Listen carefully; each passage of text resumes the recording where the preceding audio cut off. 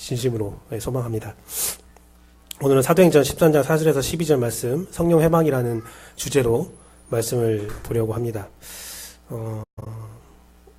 제가 2006년도에 선교 한국이라는 큰 집회에서 운영위원을 한 적이 있어요. 큰 운영위원은 아니고 ESF라는 선교단체에서 주관을 했었는데, 그때 숙소를 담당했어요. 숙소를 담당해서 오가 아니에요. 이게 뭐냐면 숙소에 문제가 있을 때 그걸 고쳐주고, 가장 많은 문의가 뭔지 아세요, 그때? 네, 화장실 막혔다고 뚫어달라고 해서 뚫어뻥 들고 막 뛰면서 뚫어졌던 기억들이 있는데, ESF가 좀 선교단체에서 규모는 3위예요. 전국 3위예요. 근데 1위가 CCC, 2위가 IVF, 셋째가 ESF인데 1, 2위는 되게 많이 큰데 3위부터는 좀 비등비등하거든요. 사실은 비등비등한데 사람이 별로 없어요. 그래서 전국 간사를 다 동원했지만 이중직을 하게 되죠. 숙소 관리를 하면서 숙소 관리에 비슷한 다른 부분도 같이 하게 되는데, 그 중에 하나가 뭐였냐면 취침과 기상을 제가 담당했었어요. 취침과 기상을.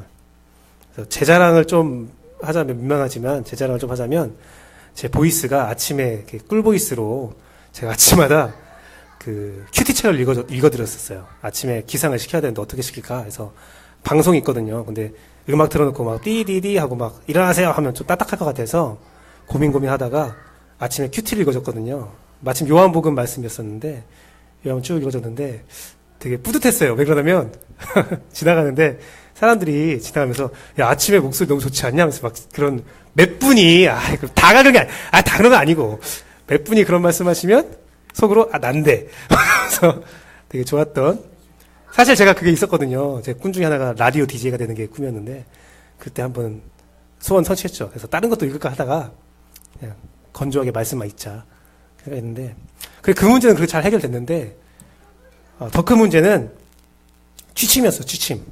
이게 하루 이틀은 사람들이 잘 자거든요. 셋째 날부터 은혜에 취해서 그런지 조별 모임이 강화되면서 사람들이 숙소로 안 들어가요. 그 당시에 숙소가 12시에 문을 딱 닫게 되어 있는데, 명지대학교 아마 기숙사를 그때 빌렸었을 거예요. 근데 12시에 문을 닫아야 되는데 사람들이 안 들어가는 거예요. 그때부터 어떻게 됐냐면 3일차부터는 잡으러 다녔어요. 잡으러. 사람들이 곳곳에 숨어 있으면 막 바닥에 누워서 막 기도하기도, 누우는 건 아니고 바닥에 앉아서 기도하기도 하고, 뭐 간식 시켜 먹고 막 조별로 모임하는 사람들이 있는데 다 잡아들였어요. 잡아들여서 다 들어가라고 해체시키고 막 했는데, 다들 말을 잘 들었어요. 그래도 막 불평하면서도 말 잘 듣고, 뭐 둘째 날 되니까 이제 아예 구석으로 숨는 거예요. 잘 못 찾는 구석으로. 근데 제가 또 경험이 있습니다. 대학교 때 기숙사에서 반법요원을 했었어요, 제가. 왜냐면 기숙사 반법요원을 하면 야식을 줬거든요. 라면하고 야식을 줬고, 한 사람당 개인당 5,000원인가 6,000원이 나와서 야식 이거 먹어서 제가 기숙사도 돌고 예술대학교도 돌고 해서 방법요원 했었는데, 그래서 어디에 숨어 있는지 제가 기가 막히게 알 수 있거든요. 그래서 안 돼. 자, 그래서 제가 그때의 역할들을 수행했었습니다. 잠시만요. 안 돼. 엄마한테 갈까? 우리 애기가 핑크퐁을 보고 싶다고 갑자기. 좋습니다. 천국은 침노한 자의 것이라고 하는데 침대에서 얻어냈네요. 어쨌든 제가 그때 노하우를 살려서 곳곳에 숨어있는 사람들을 잡아냈어요. 근데 저희가 비상이 걸렸었어요. 뭐냐면 예상을 하고 있었어요. 마지막 날에는 정말 이 사람들이 안 찢어지려고 할 것이다.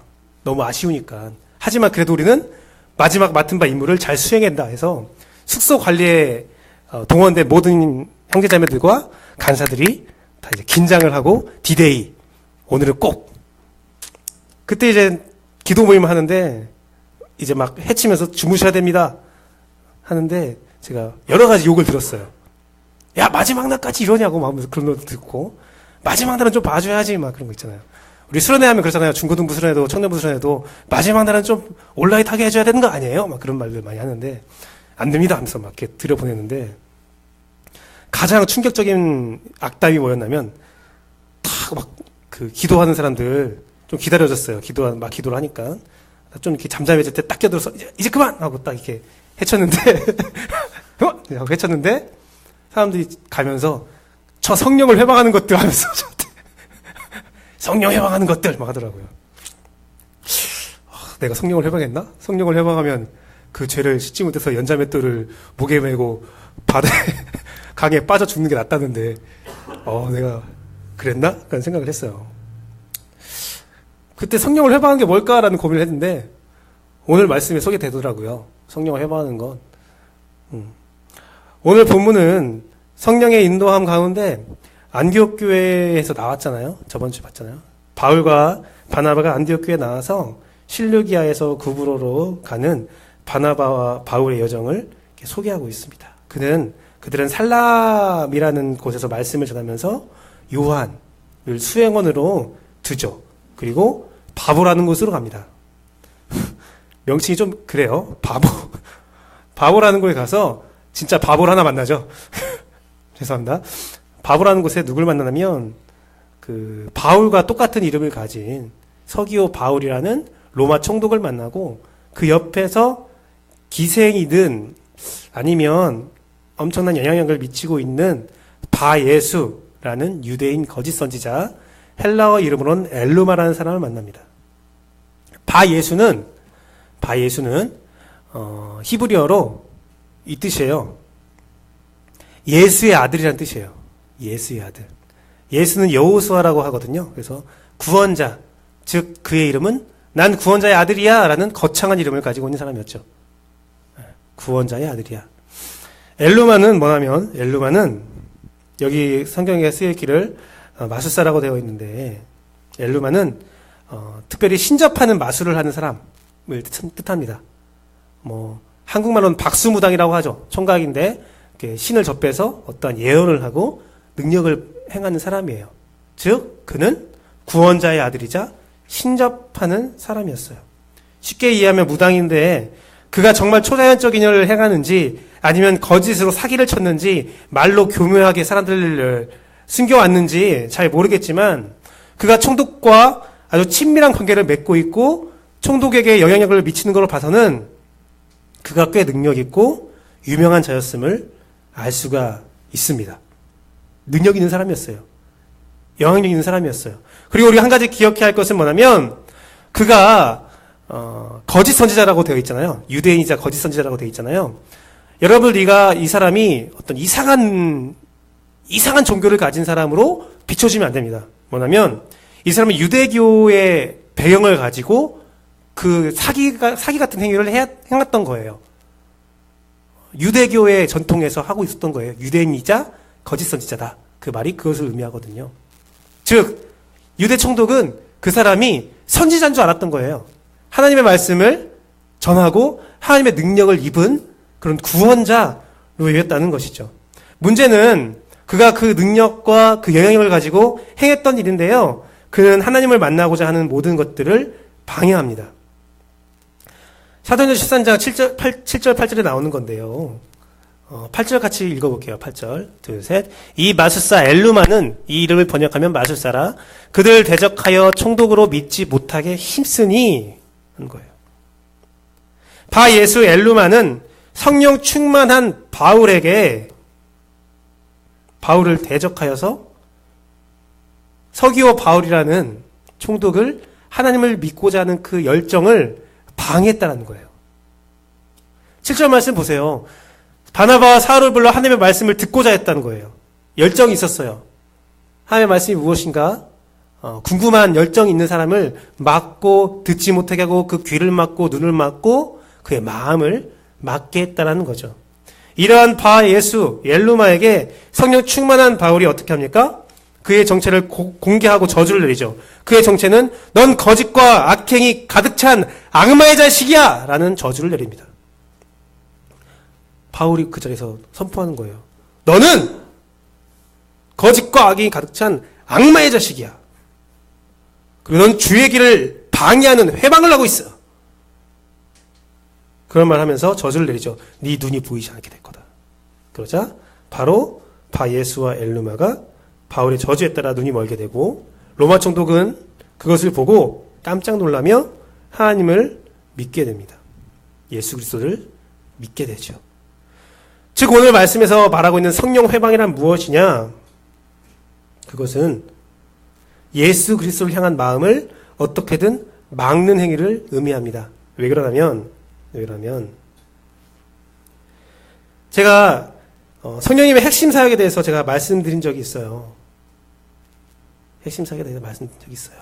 그리고 이 성령 회방죄라는 말을 할 때에 예수님께서 어떤 상황에서 말했냐면 예수님이 귀신 들린 자를 이제 치료하고 있었거든요. 귀신 들린 자를 치료하면서 그 치유하는 능력을 보니까 사람들이 우와 우리 예수님이 저 예수 그리스도가 정말 구원자인가 봐 라는 마음들이 이렇게 일어날 때 바리새인이 이런 말합니다.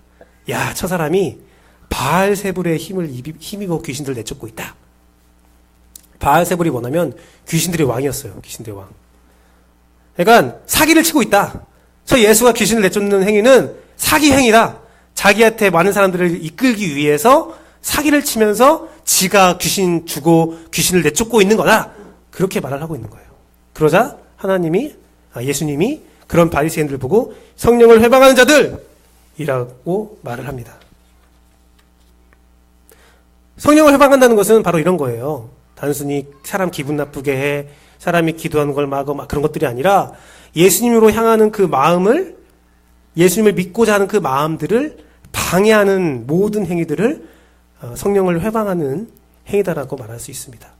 사실 그런데 이 말씀을 연구하면서 제가 든 생각이 사실 성령님의 사역은 보통 인간은 막을 수가 없는 게 사실이거든요. 하나님께서 이루고자 하는 것들은 반드시 이루시는 분위기시기 때문에 어떤 존재도 성령님의 사역을 결과적으로 막을 수 없지만 지금 여기서 말하는 성령을 회방한다는 것은 순간순간 방해를 하고 있다라고 말하면 됩니다. 성령님의 사역에 반대되는 일들을 하고 있다라고 말하면 돼요. 생각을 해보세요. 엘루마라는 바예수라는 그 사람이 로마 총독을 그렇게 기를 쓰고 막았지만 끝내 로마 총독은 성령님의 힘입어 예수 그리스도를 믿게 되거든요. 그리고 또 한 가지 여러분이 기억해야 할 것이 이 성령을 회방하는 사람들은 보통 사람들이 아니에요. 능력이 있고 영향력이 있는 사람이에요. 그게 전제 조건이에요. 오늘 본문에 나오는 바예수 엘루마도 보통 사람이 아닌 굉장한 사람이었다는 거 제가 말씀드렸잖아요. 굉장한 사람이에요. 굉장한 능력을 행했으니까 어떠한 결과치가 있으니까 로마 총독이 그를 곁에 두고 그를 신뢰했던 거죠.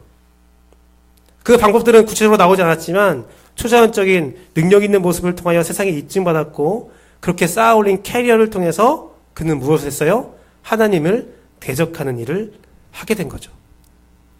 제가 성령님의 핵심 사역이 뭐라고 제가 말씀드렸냐면 예수 그리스도를 믿게 하는 거라고 제가 저번에 설교에서 자주 말씀드린 게 있잖아요. 성령님의 역사는 은사 막 여러 가지 죽은 사람 막 일으키고 예언하고 그런 모든 것들이 성령의 핵심 사역이 아니라 그건 도구일 뿐이고 그 일들을 통하여 예수 그리스도를 믿게 하는 거에 성령의 핵심 사역이 있다라고 말씀드렸어요. 그런데 그 성령의 핵심 사역, 예수 그리스도를 믿게 하는 것은 어떤 결과치를 갖고 있냐면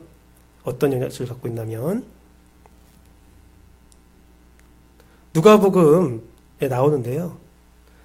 누가복음 4장 18절에서 19절 말씀 같이 읽어보겠습니다. 둘, 셋. 주의 성령이 내게 임하셨으니 이는 가난한 자에게 복음을 전하게 하시려고 내게 기름을 부으시고 나를 보내사 포로된 자에게 자유를 눈먼 자에게 다시 보게 함을 전파하며 눌린 자를 자유롭게 하고 주의 은혜의 해를 전파하게 하려 하심이라 하였더라. 이건 이사야 말씀을 예수님께서 인용한 말씀인데요. 끝내 성령님이 임하시면 행하는 모든 것들이 자유를 준다는 거예요. 어떤 것의 자유예요? 눈멀고 눌리고 자기의 자유를 억압당한 그 모든 것들에서 자유케 해서 그 자유가 그냥 방종으로 흐르는 것이 아니라 그 자유가 주의 은혜를 입있게 힘있게 예수 그리스도를 믿게 한다는 거예요. 사람이 자유롭게 예수 그리스도를 믿게 하는 그 행위가 성령이 가장 원하시는 근본적인 핵심 사역이라는 거죠. 오늘 총독의 모습을 보세요. 엘루마라는 바예수라는 사람에게 영향력을 완전히 빼앗긴, 자유를 빼앗긴 모습이었어요. 그 눈을 뜨고자 했지만, 억눌림을 풀고자 했지만, 하나님을 알고자 했지만, 바예수 엘루마는 더 총독을 짓누르고 그 자유를 빼앗고 있었다는 거죠.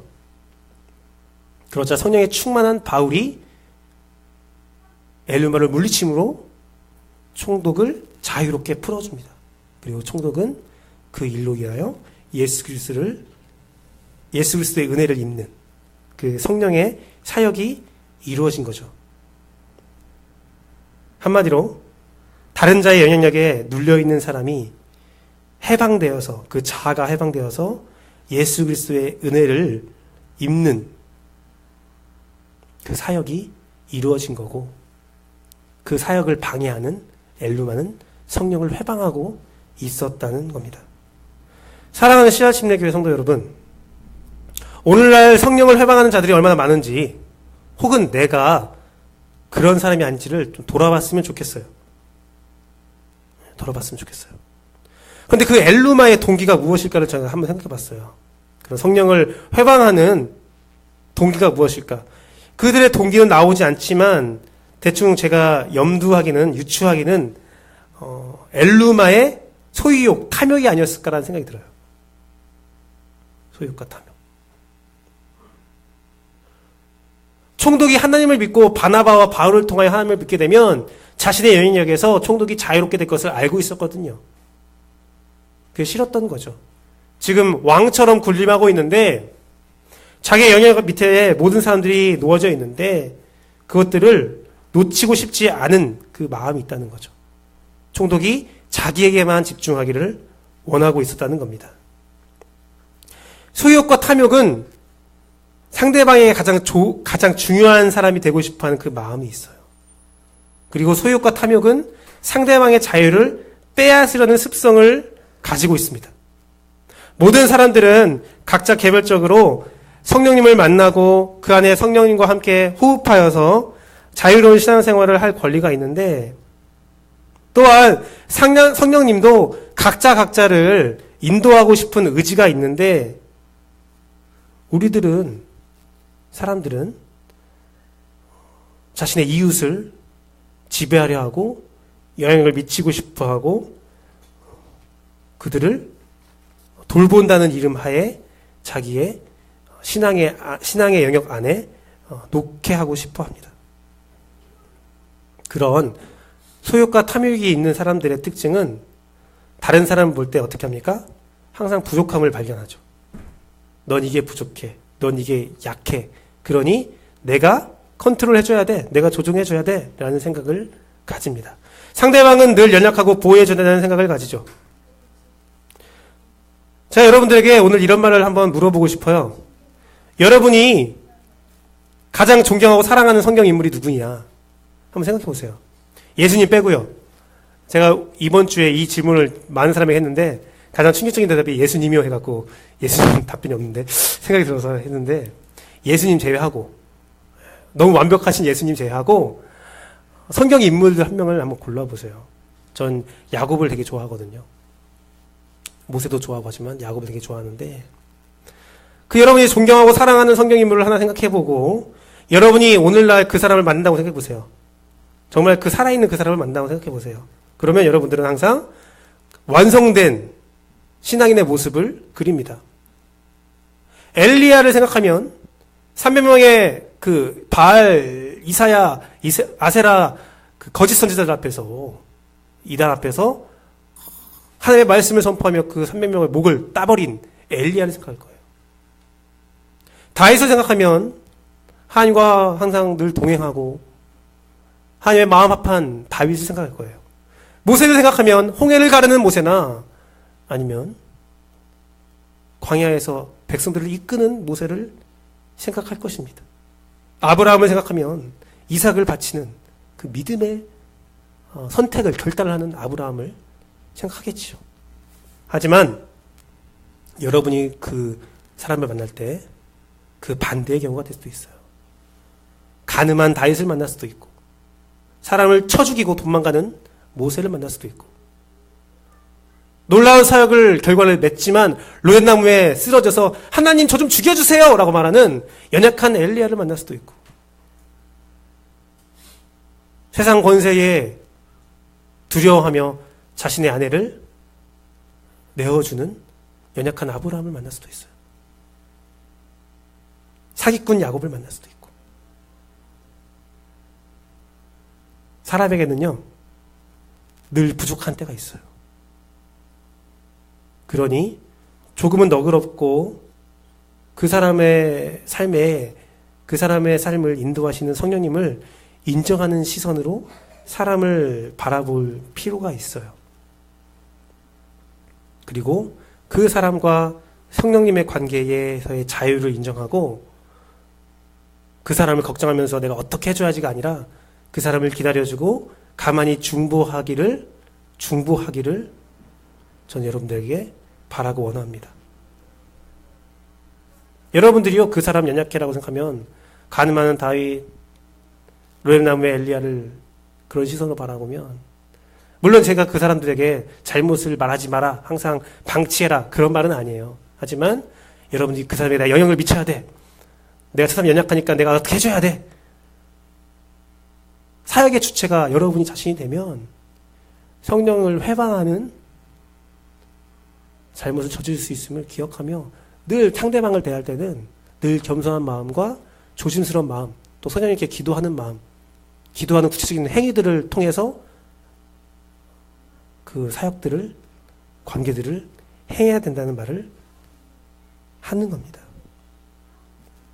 그리고 그 시선으로 여러분 자신도 오늘 바라봤으면 좋겠어요. 우리는요, 항상 부족할 때가 있어요. 부족할 때가 있어요. 제가 많은 사역자들과 이야기할 때 저는 사역 대상자들에게 이런 말 합니다. 자유를 보장해라. 중고등부 사역할 때도 중고등부들에게 자유를 허락하고 청년부들에게 자유를 스스로 해야 할 것. 네 성에 차지 않고 네 결과치, 네 목표치에 도달하지 않나 할지라도 그들이 스스로 결정하고 그들이 부쩍부쩍 움직일 수 있게 해라. 사람은 하나님의 역사를 방해할 수 없다. 그들이 아무리 역사를 망친다고 해도 절대로 하나님의 역사는 무너지지 않는다. 네가 있는 이유는 딱 한 가지다. 그들을 어떻게 잘 이끌어. 물론 그것도 있지만 자율권 안에서 혹시라도 무너지고 있는 모든 것들이 보인다면 그것을 커버치고 방어하고 그것들을 네가 메꾸는 것, 기도와 말씀으로 메꾸는 것이 너의 사역이지. 그 사람을 네가 뭐 주도적으로 인도해서 뭐 어떤 형태를 만든 그것은 하나님께 맡겨야 되는 사역이다 라고 이야기했어요. 그건 왜 그러냐면 제가 그 이야기를 맨날 하는 이유가 뭐냐면 제가 처음에 사역 대상자일 때, 누군가의 사역 대상자일 때 그런 교육을 받았기 때문에 그래요. 전 굉장히 부족한 사람이었습니다. 굉장히 부족한 사람이었어요. 모태신앙이었지만 머릿속에 아는 것도 많았지만 굉장히 부족한 사람이었어요. 연약한 사람이었어요. 그런데 내 주변에 나를 사역하는 분들이, 대학교 와서 만난 분들이 항상 칭찬했어요. 아, 그래. 너 잘해. 너 잘할 거야. 네가 하고 싶은 거 다 해. 정말 자유롭게 했어요. 하고 싶은 거 다 하게 했어요. 정말 건방지고 교만한 사람에게 하고 싶은 거 다 하게 했었어요. 아마도 제가 제 자유를 억압하면 어떤 큰일이 일어날 것 같아서 그럴 수도 있겠지만 저는 그때처럼 제가 자유롭게 신앙생활 하는 것이 없었어요. 회장하고 싶으면 회장하고 한마디면 됐어요. 회장하고 싶어요? 하면 다들 시켜야지. 회장하고 싶다는데 어떡하겠어. 근데 안 돼요. 그런 사람 한 번도 없었어요. 회장하고 싶으면 회장해야지. 어떻게 하겠어. 지가 하고 싶다는데. 그런 분위기였어요. 진짜. 리더하고 싶어요. 당신은 성격이 뭐해서 안 돼요. 그거 고치고 오세요. 아니요? 사람들이, 구성원들이 고민되는 거죠. 아, 제가 리더하면 무슨 문제가 분명 발생될 것 같은데. 그래도 하고 싶다는데 어떡하겠어. 대신 모든 구성원이 기도로 방어해주고 도와주는 거죠. 근데 요즘에 사역자들 만나면 누가 회장하고 싶어서 고민이라고. 쟤는 회장감이 아닌데 회장하고 싶어 한다고. 정작 회장감은 회장하기 싫어한다고. 그 감을 누가 결정하냐고요. 안타까운 거죠. 안타까운 거예요. 자유를 주다가 망친다. 그런 말을 많이 해요. 그래서 이렇게 똑같은 권면을 하죠. 아니다. 그 사람 미래는 아무도 알 수 없다. 재미있는 게 또 하나가 제 사역에 하나의 원칙이 있는데 재미있는 원칙이에요. 처음 만났을 때 진짜 이게는 가망이 없어 보여요. 청년 사역할 때 그런 경우가 많거든요. 정말 가망 없어 보여. 얘는 정말 가망이 없어. 그런데 그 사람에게 말씀이 들어갈 때 가망이 있어 보이는 금방 고꾸러지는데 가망 없어 보이는 끝까지 남아서 훈련받고 연단받는 모습도 보이는데, 그런 말도 막 해주면 돌아오는 후배들의 이야기는 뭐냐면, 선배님, 사역 환경이 변했어요. 사람들이 변했어요. 옛날 같지 않아요. 옛날 사람 같지 않아요. 막 그래요. 그런데요, 그 옛날 사람 같지 않아요는 사역 환경에서만 나오는 것이 아니라 우리들의 모든 격언이고 교훈이잖아요. 우리 아빠가 나를 볼 때, 아, 옛날 같지 않아. 우리 할아버지가 우리 아버지를 볼 때, 아, 옛날 같지 않아. 요즘 애들은 모든 사람들의 다 공용어죠. 공용어예요. 그러면서 점점 이 기독교 환경을 전체적으로 바라보니까 어떠냐면, 사역자들의 영향력이 넓어가고 사역자의 의존도가 높아지는 모습들을 제가 발견했거든요. 죄송하지만 그 모든 사람들이 다 바예수고 엘루마가 되는 거예요. 사실 생각해보면 누구나 총독 바울의 모습으로 살 때가 있고 누구나 바예수 엘루마로 살아갈 때가 있습니다. 여러분 자신에게 굉장히 영향을 미치는 바예수와 엘루마가 분명히 있을 거예요. 또한 여러분도 누군가에게 바예수가 엘루마가 되어서 그들에게 능력을 행하길 원하고 영향력을 미치기를 원할 겁니다. 예수 그리스도의 이름을 빙자하여서 상대방에 대한 유일한 구원자가 되고 싶어하는 마음들 다 있거든요. 이것은 바로 예수 그리스도의 이름을, 주권을 강탈하고 상대방의 자유를 강탈하는 도둑질이라는 사실을 기억하십시오. 그리고 이것은 어찌 보면 하나님의 인도하심을 신뢰하지 못하는, 하나님의 능력을 신뢰하지 못하는 연약한 믿음이라는 사실을 기억했으면 좋겠습니다. 그리고 그 중심에는, 말로는 여러 가지 말들을 하지만 사실 그 중심에는 자신만 알 수 있는 탐욕과 욕심이 있다는 사실을 기억했으면 좋겠어요. 그 탐욕과 욕심으로 인해서 내가 지금 바예수가 되고 있고 엘루마가 되어서 성령을 회방하고 있다는 사실을 기억했으면 좋겠습니다. 오늘 그 묵상을 통해서 여러분이 누군가의 바예수가 됐다, 엘루마가 됐다는 것을 생각한다면 빨리 그 관계를 정리했으면 좋겠어요. 올바르게 정리했으면 좋겠어요. 그 정리하는 방법은 성령 충만밖에 없어요. 여러분이 성령 안에서 충만함을 가지고 그런 모든 관계들을 정리할 수 있는 용기가 필요합니다. 내 탐욕을 버릴 용기가 필요해요. 근데 그 버림의 용기에는 어떤 비밀이 하나 숨어 있나면, 오늘 본문에도 선포되고 있는 건데요. 계속 사울로 불렸던 바울이 갑자기 오늘 본문부터는 바울이라고 불리게 돼요. 물론 사울은 히브리식 발음이고 바울은 헬라식 발음이다라고 말하는 분도 있어요. 그 주장과 논거도 믿을만 합니다. 이것이 이름이 변하는 것이 큰일이 아니라, 정말 큰일이 아니라 히브리적인 곳에서 살다가, 히브리 문명에 있는, 문화에 있는 곳에서 사울이 살다가 이제 헬라로 가면서 그 로마 문화권에 있는 선교를 하면서 그가 바울로 불리게 됐다라고 해석하는 분도 있어요. 그것도 맞는 말이에요. 이거에 큰 의미를 두지 않는 것도 맞는 말이에요. 하지만 저는 이것에 의미를 두고자 합니다. 사울이라는 뜻은 큰 자란 뜻이에요. 근데 같은 이름인데 히브리어로 되면, 바울이 되면 작은 자가 돼요. 되게 독특하죠. 걔 이름 되게 독특해요. 걔라니. 그분 이름 굉장히 독특한데, 히브리로 불리면 큰 자고, 헬라어로 부르면 작은 자가 돼요. 정반대의 의미를 갖는데, 바울은 자신의 이름이 표기되는 것을 바울로, 작은 자로 받아들였다는 거죠.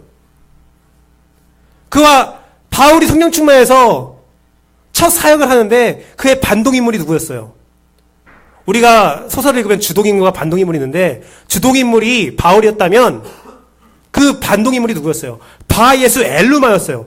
거대한 영역을 상징하고 힘과 능력을 상징하는 이름과 작은 자. 작은 자. 이 이름이 격도라는 거죠. 큰 능력으로, 큰 영향력으로 많은 자들을 삼켜버렸던 거창한 이름으로 거창한 일을 한 사람이 작은 이름으로 무명의 이름으로 사역하는, 첫 사역을 하는 바울이 물리친 거죠. 여러분, 이 관계를 잘 기억해 보세요. 사람에게는요, 많은 호칭이 있어요. 명함이 있어요. 여러분은 어떤 이름으로 불리길 원하십니까? 불리는 이름에 따라서 상대방에게 끼치는 많은 영향력의 크기가 예상되죠? 저에게도 많은 이름이 있습니다. 많은 호칭이 있어요. 학창시절에, 초등학교 때는 코찔찔이었어요. 코찔찔이. 제가 코를 이렇게 맨날 흘렸거든요. 이상하게, 코가, 계속, 감기도 아닌데 코가 맨날 나와요. 그래서 맨날 하면서 코 먹고 다니고, 제 티셔츠 막 맨질맨질했죠. 이렇게. 코 막 닦고. 신기하게 우리 형도 그랬대요. 초등학교 6학년 이후로는 딱 없어졌어요. 그런데 하여튼 저도 코찔찔이라는 말을 들었어요. 별명이.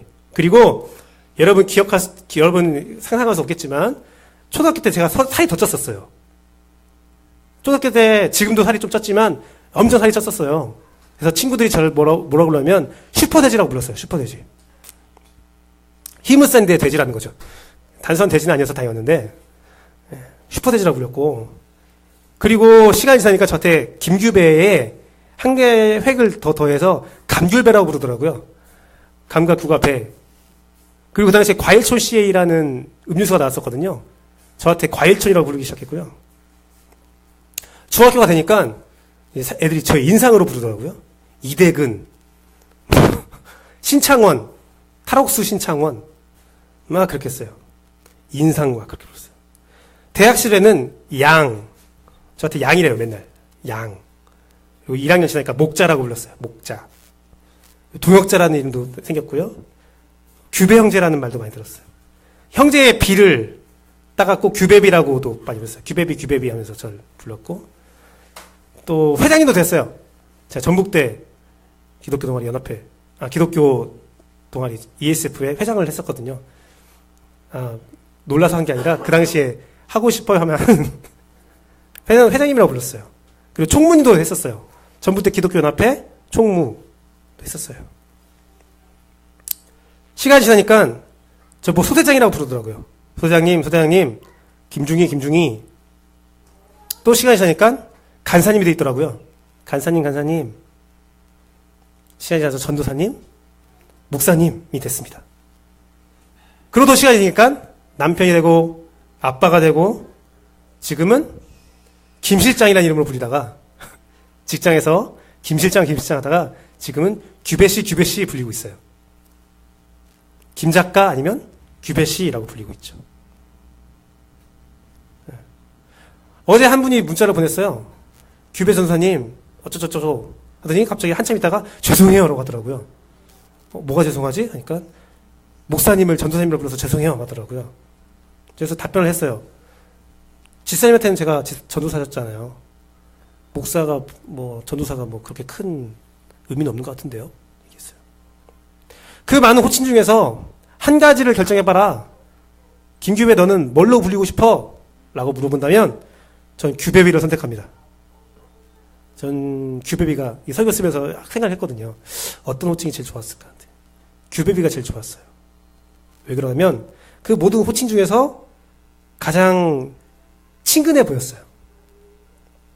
친근해 보였고 영향력이 없어 보였어요. 그냥 다 똑같은 사람 같은 느낌이 들었어요. 그냥 같이 살아가는 형제고 같은 가치관으로 천국을 소망하는 동역자 그런 모습이었어요. 저도 인간인지라 소유욕과 탐욕이 있습니다. 많은 사람에게 영향을 미치고 싶습니다. 교회가 컸으면 좋겠고 제 말 한마디에 많은 물질과 사람들이 움직였으면 좋겠어요. 그걸 통해서 좋은 일, 의미 있는 일도 많이 하고 이름도 내고 싶어요. 그게 없다면 거짓말이죠. 그런 욕심이 막 올라오면 불평이 생겨요. 불만이 생겨요. 그러다가 성경을 보고 말씀을 묵상하고 하나님을 바라보면 문득 드는 생각이 나 지금 굉장히 행복한데? 라는 생각을 하게 됩니다. 내가 일한 만큼 먹고 살 수 있고요. 네. 제가 일한 만큼 먹고 살 수 있어요. 그리고 우리 교회에서 작은 교회지만 함께 신앙생활 할 수 있는 사람들이 있어요. 서로 위로하고 격려할 수 있는 사람들이 있어요. 나이대도 비슷해서 용시형제한테 미안하지만 우리 비슷하다고 보자고요. 풋풋한 대학생이죠. 얼굴로 보면 비슷하잖아요. 그리고 저에게 하나님께서 꼰대 정신을 안 주셔서 어린아이들과 교통할 수 있는 마음도 주셔서 너무 감사하고요. 서로 신경 쓰고 서로 위로하고 서로 격려하는 공동체가 있으면 되게 행복해요. 가족도 최근에 부부싸움을 많이 안 하고 있어요. 신기한 일이에요. 7년쯤 되니까 부부싸움이 많이 횟수가 줄고 그 강도도 줄어들었어요. 너무 행복해요. 너무 행복해요. 그리고 생각해보니까 제가 그런 생각을 해봤거든요. 많은 사람들을 아는 것보다 한두 가정을 또 면밀히 아는 게 더 좋겠다는 생각이 들더라고요. 네. 이 교회를 하면서 한 3, 4년 하면서 재밌는 일이 많았어요. 같이 놀러 가기도 하고 사심 없이 대화도 하고 아이들 또 연령대가 비슷해서 같이 놀아주기도 하고 지금 생각해보면 이 교회가 현상만 유지한다 해도 더 성장하지 않는다 할지라도 같이 늙어갈 수 있는 사람들이 있음에 같이 관계를 맺고 가정을 키우고 아이들을 같이 양육할 수 있는 그 환경이 놓여짐에 너무 행복한 거예요. 너무 감사한 거죠. 조금 더 바라는 게 있다면 제가 속한 이 공동체에 우리 씨앗침례교회가 하나님을 좀 더 잘 알았으면 좋겠다. 그리고 서로가 서로를 더 잘 알고 서로가 서로를 사랑했으면 좋겠다. 신화적인 토론도 좀 더 하고 같이 놀러도 가고 소소한 이벤트와 교제가 좀 더 많아지는 요즘 드라마 중에 슬기로운 감방생활이라는 드라마가 있는데 슬기로운 교회 생활이 더 잘 됐으면 좋겠다. 누구나 쉴 수 있는 누구나 함께 할 수 있는 곳이 됐으면 좋겠다라는 생각을 해봅니다. 어쨌든 제가 바라는 영향력과 꿈보다 하나님이 주신 현실이 더 아름답고 감사하다는 생각을 가지게 됐어요. 그래서 저는 규배비가 되고 싶어요. 말씀을 맺도록 하겠습니다. 성령을 회방한다는 것은 단순히 기도를 못하게 한다, 모임을 파하게 한다는 뜻이 아니죠. 나 자신을 포함해서 그 개개인들이 자신의 영향력, 의지 혹은 다른 사람의 영향력, 의지 안에 가두어져서 성령님의 인도하심을 온전히 느끼지 못하게 한다라는 뜻입니다. 예수 그리스도를 바로 알지 못하게 한다는 뜻이죠. 내 탐욕 혹은 내가 가진 역량을 활용해서 나의 탐욕을 채워나가는 것이 바로 성령을 회방하는 거죠. 하나님을 의지하지 않고 사람이나 다른 사물들, 하나님이 창조한 창조물에 나 자신을 의지하게 하고 내 인생에 의미를 두게 하는 것이 바로 성령을 회방하는 거죠. 그것을 로마서에서 바울은 밝히고 있죠. 같이 읽겠습니다. 둘, 셋. 스스로 지혜 있다 하나 어리석게 되어 썩어지지 아니하는 하나님의 영광을 썩어질 사람과 새와 짐승과 기어다니는 동물의 모양의 우상으로 바뀌었느니라. 그러므로 하나님께서 그들을 마음의 정욕대로 더러움에 내버려 두사 그들의 몸을 서로 욕되게 하셨으니 이는 그들이 하나님의 진리를 거짓 것으로 바꾸어 피조물을 조물주보다 더 경배하고 섬김이라. 주는 곧 영원한 찬송할 이시로다. 아멘. 이 탐욕이 내 안에 하나님의 자리를 썩어버릴 우상으로 바꿔 놨다는 겁니다. 이 탐욕은 오늘 바 예수와 엘루마처럼 마귀와 반응하여서 더 큰 영향력과 성공을 가져다 줄 수 있습니다. 자신의 탐욕이 하나님께 인정받은 것처럼 착각을 일으킬 수 있습니다. 다른 사람에게도 저 사람의 성공, 저 사람의 능력이 하나님께 인정받은 힘이라고 착각할 수 있게 만들 수 있습니다. 하지만 이 탐욕의 영향력은 많은 사람에게 상처를 주고 그 사람이 가진 것을 빼앗는 특성이 있습니다. 오늘 바 예수 엘루마의 인간적 성공을 보십시오. 어찌 보면 오늘날 우리 기독교 환경, 나를 포함해서 기독교 환경에도 많은 바 예수와 엘루마가 있습니다.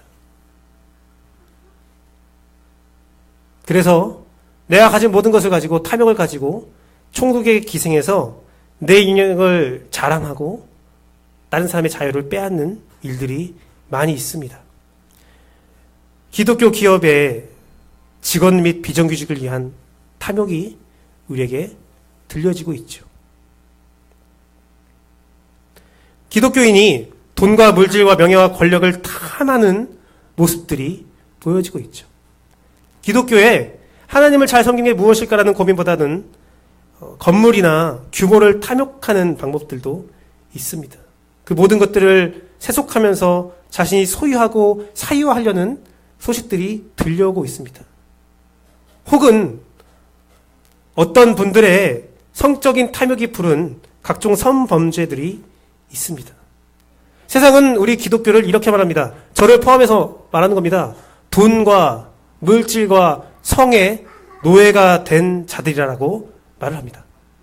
그러한 소식들이 얼마나 많은 유대 총독들을 하나님께로 이끌지 못하는지를 돌아보십시오. 기독교가 이러니까 내가 교회를 다니기 싫어. 예수를 믿기 싫어라는 말을 합니다. 그게 핑계일 수도 있죠. 하지만 사실일 수도 있습니다. 그런데 저는 여기에서 거대한 사람들만 욕하는 게 아닙니다. 저를 포함한 겁니다. 100명이든 1000명이든 10,000명이든 100,000명이든 마음을 훔치는 행위는 한 명의 마음을 훔치는 것과 동일합니다. 100명, 1000명, 10,000명, 100,000명 마음을 훔친 사람도 바 예수요 엘루마고 한 사람의 마음을 훔치는 것도 바 예수요 엘루마입니다. 100명, 1000명, 10,000명, 10만 명은 단 한 명의 마음을 빼는 것부터 시작되기 때문입니다. 이 죄악에서 이 썩어질 서로를 망하게 할 그 우상숭배에서 자유케 되는 여러분들이 소망합니다. 저는요, 한 가지를 꿈꾸어 봐요. 사도 바울이 바 예수 엘루마에게 며칠간 눈이 보이지 하겠다고 하고 저주를 내렸어요.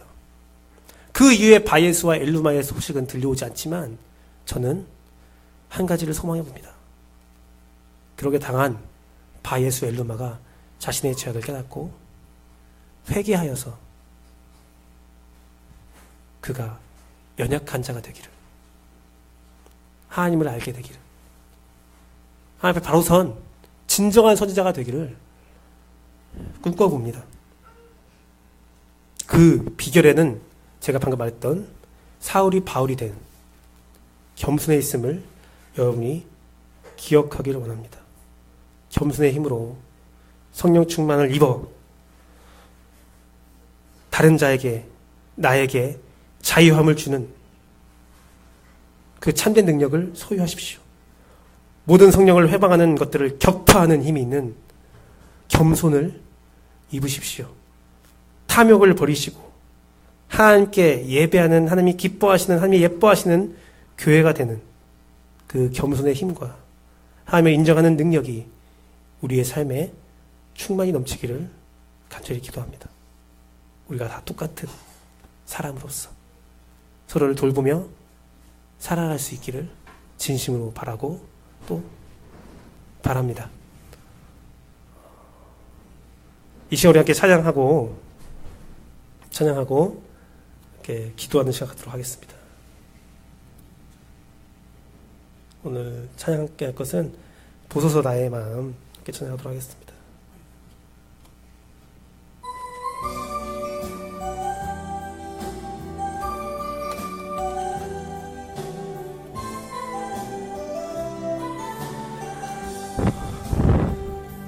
보소서 주님 나의 마음을 선한 것 하나 없습니다. 그러나 내 모든 것 주께 드립니다. 사랑으로 안으시고 날 새롭게 하소서. 주님 마음 내게 주소서. 내 아버지 주님 마음 내게 주소서. 나를 향하신 주님의 뜻이 이루어지도록 주님 마음 내게 주소서. 내게 사랑을 가르치소서. 당신의 마음으로 용서하게 하소서. 주의 성령 내게 채우사 주의 길 가게 하소서. 주님 당신 마음 주소서. 주의 성령 내게 채우사 주의 길 가게 하소서. 주님 당신 마음 주소서. 주님 마음 내게 주소서. 내 아버지 주님 마음 내게 주소서. 나를 향하신 주님의 뜻이 이루어지도록 주님 마음 내게 주소서. 이 시간 기도하길 소망합니다. 이 시간 기도하실 때 말씀의 은혜를 가지고 말씀이 주신 마음을 가지고 기도하길 소망합니다. 혹시 내 자신을 내가 내 자신의 자유를 억압하는 시선으로 나를 보고 있지 않았는지, 나를 채찍질하지 않았는지, 근데 그 채찍질의 동기가 하나님의 성령의 충만함이 아니라 탐욕과 욕심이었다면 이 시간 성령님의 위로를 받기를 원합니다. 또한 그 시선으로 다른 사람을 봤다면 그것 또한 회개함으로 값진 열매를 맺기를 원합니다. 나쁜 것이 있다면 말을 해야겠지만 그 안에 성령님의 충만한 인도하심과 성령의 이끄심으로 사역하는 여러분 되기를 소망합니다. 내 자신이 얼마나 악하고 교만한 존재인지를 바로 알아 늘 자신을 겸비하고 겸손함을 소유하기를 소망합니다. 이 시간 함께 기도하도록 하겠습니다. 기도하겠습니다. 하나님 감사합니다. 하나님 주께서 함께하사 주의 귀하신 은혜와 은총으로